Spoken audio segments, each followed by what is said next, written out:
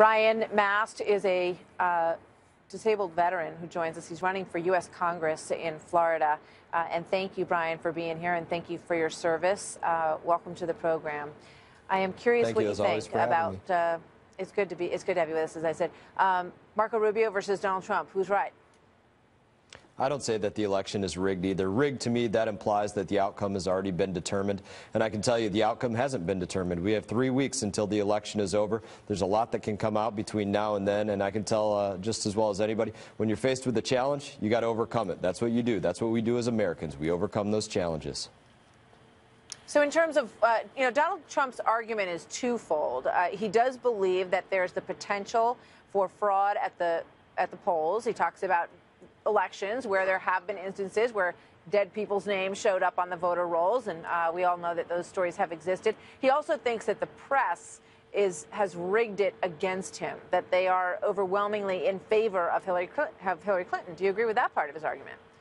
Oh, I certainly wouldn't deny either of those statements. Voter fraud is something that any one of us that's running for office, me included, it's one of those problems that we face. Whether you're talking about people voting in multiple states, dead people voting, people that are not citizens that shouldn't be voting, these are problems that we face.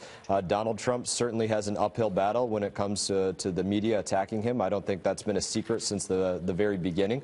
But again, it's just one of those challenges that you got to look at. You understand that it's part of the road that we're on, and you got to overcome it. You got to fight like you're in last place.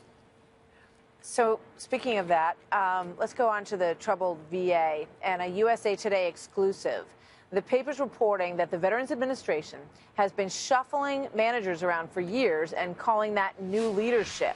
VA Secretary Bob McDonald claims that 90% of medical centers have, quote, new leadership since 2014. But this report that came out from USA Today finds that the VA has hired just 8 medical center directors who are from outside the agency during that time. Out of the 140 new directors, just 92 are actual new hires. And of those, only 69 are permanent. So the numbers do not speak to the kind of overhaul and reform that Bob McDonald had promised, do they? No, they don't at all. This report is so upsetting to me. The VA, obviously, something that's very, very personal to me. I can tell you, I wish that at the time that Bob McDonald made those comments about the VA being similar to Disneyland, that was him essentially tendering his resignation. Unfortunately, it didn't happen. The VA is in dire need of a hero. They're in dire need of somebody that's going to show some valor and some courage on behalf of the veterans that are serviced there, and he's proven that he's not the man to do it.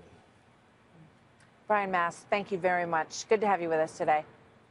Thank you.